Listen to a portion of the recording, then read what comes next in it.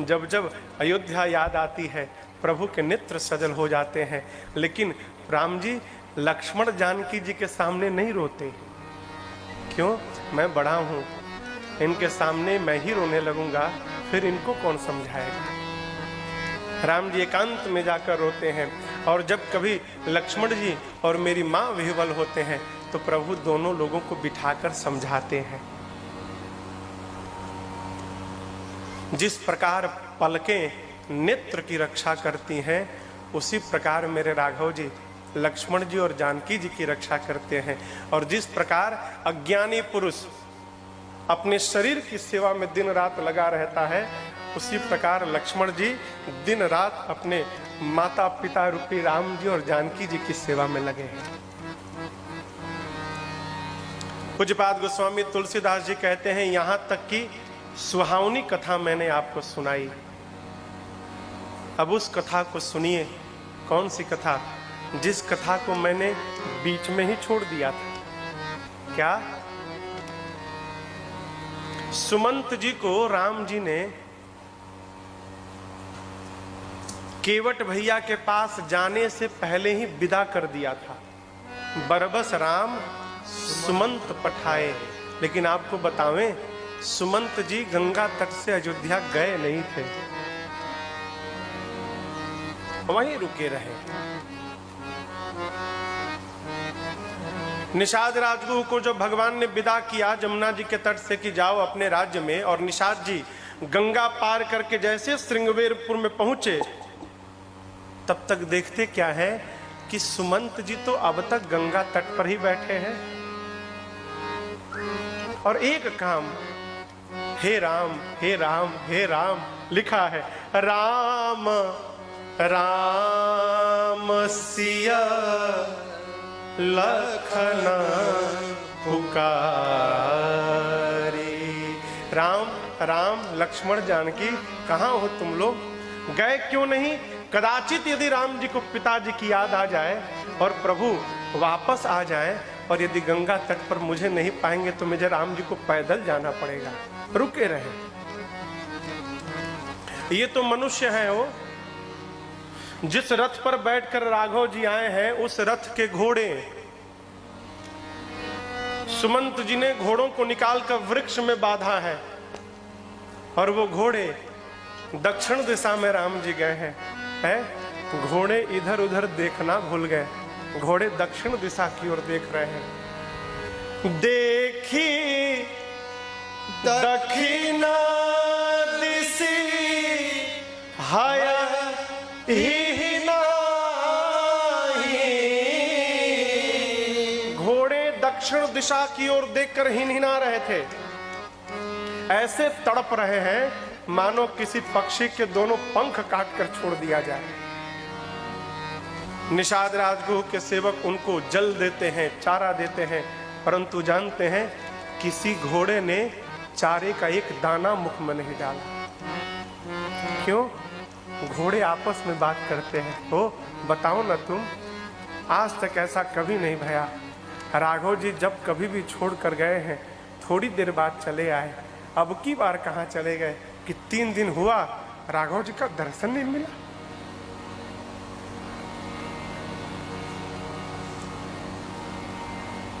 निषाद जी पहुंचे, देखकर विह्वल हो गए।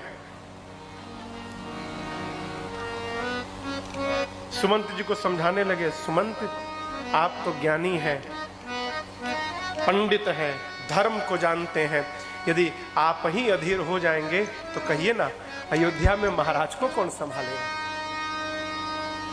बरबस सुमंत जी को उठाकर रथ में बिठाया, घोड़ों को रथ में बांधा है। आज घोड़े चलना भूल गए। निषाद जी समझ गए कि सुमंत जी पहुंच नहीं पाएंगे।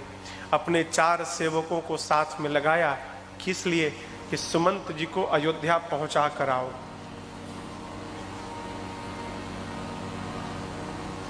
रथ चला हो, रथ चला, यहां लिखा है रथ के चलने के साथ ही अपने आप को लगे मारने सुमंत जी, धिक्कारने लगे। अरे आप भागे सुमंत, अरे इससे बड़ा कौन सा दुख आएगा कि तेरा प्राण छूटेगा। राम चले गए और तेरा प्राण नहीं गया, कितना बड़ा पापी है तू, है। सुमंत जी की स्थिति की कल्पना करिए। कोई आदमी बरसों अपने परिवार से दूर रहकर धन कमाया और बरसों की कमाई को लेकर घर जा रहा है, और रास्ते में उसकी कमाई कहीं चोरी हो जाए, कहीं गिर जाए, उसके बाद वो मनुष्य जैसे तड़पेगा, सुमंत जी वैसे ही तड़पने लगे। अपने पति के चरणों में प्रेम करने वाली स्त्री को उसका पति अकारण छोड़ दे, उसके बाद वो स्त्री जैसे तड़पेगी, सुमंत जी तड़प रहे हैं। किसी ब्राह्मण को जिसने जीवन भर धर्म का पालन किया, अधर्म की ओर देखा तक नहीं, उसके जीवन के अंतिम समय में गंगा जल के स्थान पर कोई धोखे से उसको मदिरा पिला दे, उस समय वो ब्राह्मण जो सोच करेगा, वही सोच सुमंत जी कर रहे हैं। सोचते हैं, अरे महाराज तो आने की दशा में नहीं होंगे,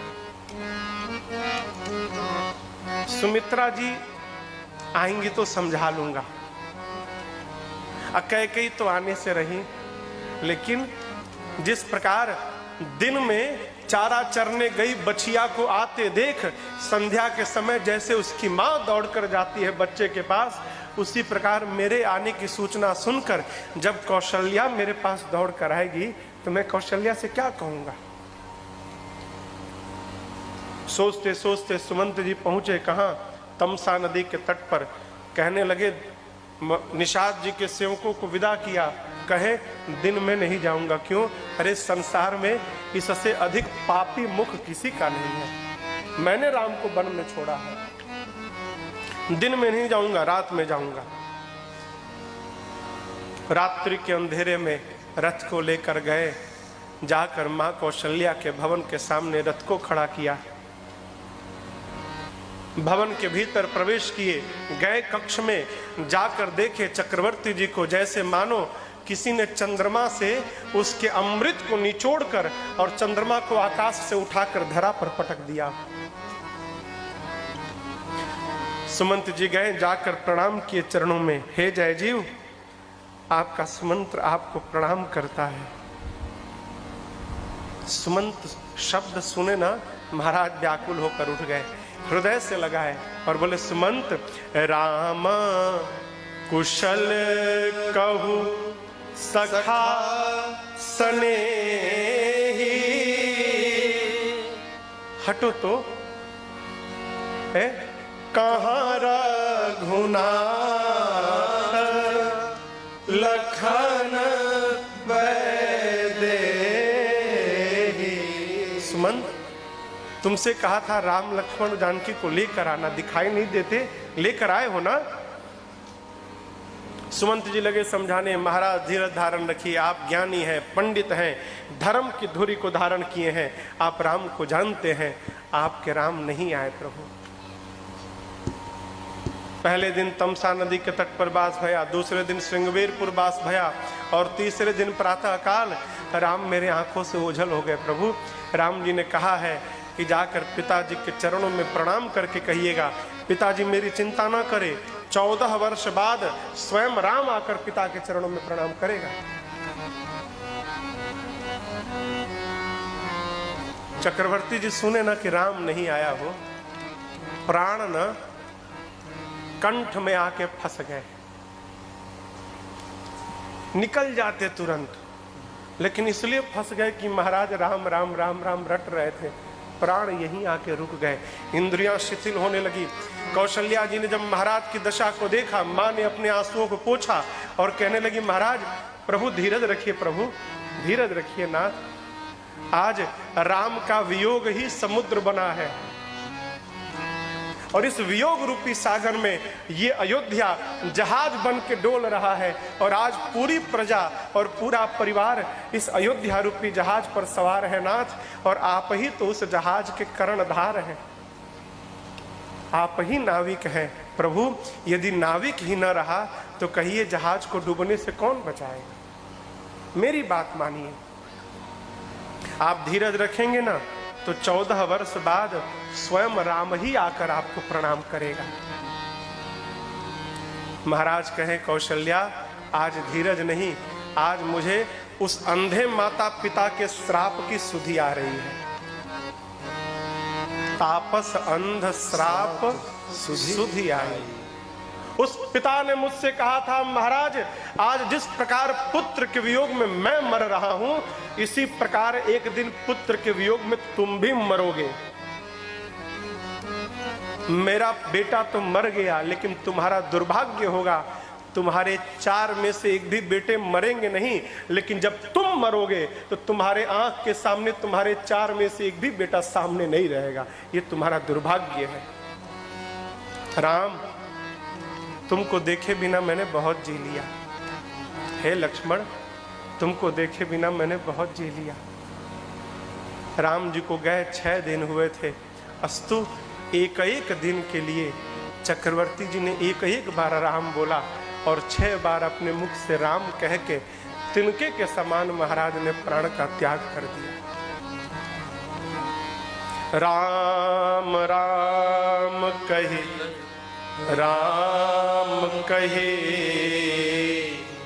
राम राम कहे, राम तन परिहरे रघुबर बिरहा,